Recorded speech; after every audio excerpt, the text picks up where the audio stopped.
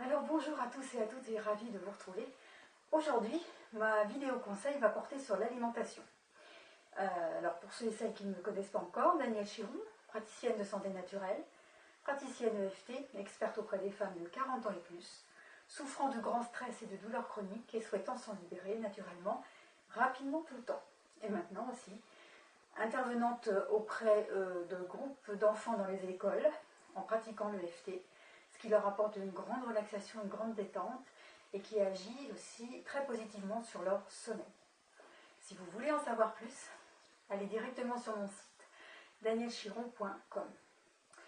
Alors la dernière fois, dans mon dernier vidéo conseil, je vous ai parlé en fait de 4 facteurs pour être en bonne santé. Donc c'était l'alimentation, l'exercice physique, le sommeil, la qualité du sommeil et la pensée sereine et positive, un mental sain. Donc aujourd'hui, je vais revoir un petit peu avec vous davantage, plus en profondeur, l'alimentation. Donc qu'est-ce qu'est une bonne alimentation?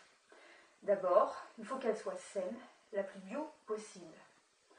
Ensuite, je dirais la plus équilibrée possible, la plus individualisée possible, la plus frugale possible et la plus adaptée possible. Donc, une alimentation saine est la plus bio possible. Je sais qu'aujourd'hui, ce n'est pas facile de trouver du bio à 100%, puisque tout simplement l'air que nous respirons n'est pas bio. Donc, on ne peut pas dire que votre alimentation sera bio à 100%. Mais néanmoins, vous pouvez faire des efforts, aller trouver des producteurs, des maraîchers, qui font un travail tout à fait honorable et qui vous vendent des produits de bien meilleure qualité. Ça, c'est déjà un point. Il faut faire des efforts, par contre, ça, c'est sûr. Mais c'est bien meilleur pour la santé. Petite comparaison, que mettez-vous dans votre voiture? Lorsqu'elle est à essence, vous lui mettez de l'essence. Quand elle est au gasoil, vous mettez du gasoil.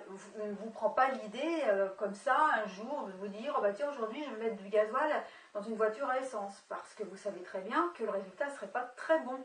De toute façon, la voiture ne redémarrerait pas. Eh bien, vous savez que vous avez quand même une grande chance avec votre corps si on compare avec votre voiture. Parce que c'est quand même votre carapace, c'est lui qui vous fait vivre, qui vous fait avancer. Et vous, des fois, lui faites ingurgiter plein de choses dont il n'a pas besoin et que vous ne pouvez même pas digérer. Et bien, fois, votre corps s'adapte et s'en remet. Alors, prenez-en soin. Donc, une alimentation la plus saine possible, la plus bio possible, une alimentation la plus équilibrée possible. Alors, qu'est-ce que cela veut dire? Une alimentation équilibrée, ça veut dire de manger des protéines 2 fois par jour absolument. Donc les protéines, elles peuvent être d'origine végétale comme d'origine animale. Mais 2 fois par jour. Qu'est-ce que sont des protéines? Ce sont les œufs, la viande, le poisson ou les fruits de mer. Ça, ce sont les protéines. Donc si vous mangez midi et soir protéines, animales ou végétales, le matin, vous n'en mangerez pas. Si vous en mangez le matin, si vous déjeunez avec un œuf le matin, avec du bacon, avec une tranche de jambon éventuellement, dans ce cas-là, il y aura un repas où vous ne mangerez pas vos protéines. Souvent, c'est le soir ou le midi. Parce que si vous en mangez 3 fois par jour, au bout d'un moment, vous allez être en surdose. Et ça aura aussi un impact sur votre santé aussi. Et déréglera, c'est un système à la longue. À ces protéines, il faut impérativement toujours ajouter des féculents. Si vous n'ajoutez pas de féculents, même en petite quantité, vous n'avez pas besoin d'en ajouter une assiette entière, votre digestion ne pourra pas se faire correctement. C'est-à-dire que toutes les réactions chimiques dans le corps ne se feront pas correctement. Donc à la longue, cela entraînera des désordres, que ce soit respiratoires, des désordres au niveau de la peau, au niveau digestif, au niveau articulaire, selon en fait votre faiblesse, la faiblesse de chacun. Voilà, donc ça c'est important aussi de le dire. Ensuite, il faut qu'elle soit frugale, c'est-à-dire manger en fonction de ses capacités digestives, en fonction de la capacité de son estomac et ne pas manger plus que notre corps peut avaler. Et aujourd'hui, je crois que beaucoup mangent beaucoup plus que ce qu'ils ne peuvent avaler.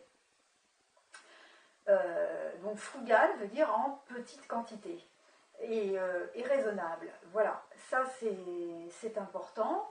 Et d'ailleurs, quand on se promène dans les boulangeries, on s'aperçoit maintenant que la fabrication des choses a pas doublé volume, mais presque. Il y a des énormes gâteaux qu'on ne voyait pas avant. Il y a des énormes viennoiseries qu'on ne voyait pas avant. Et vous n'avez pas besoin de manger autant.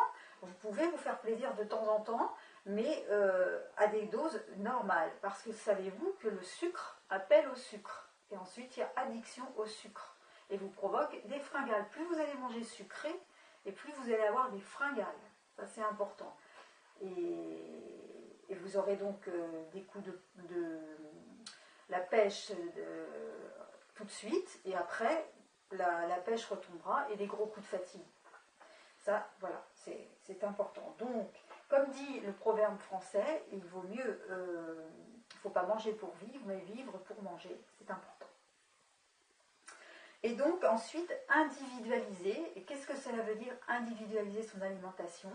Et bien ça veut dire que en fonction de votre typologie, en fonction de votre morphologie, en fonction de votre caractère, de façon de réagir, en fonction de votre digestion, vous n'allez pas manger les mêmes aliments que certaines autres personnes. Et ça, vous ne pouvez, à moins de connaître, avoir lu de nombreux livres, à moins de le savoir, à moins de bien vous connaître, vous ne pouvez pas le deviner.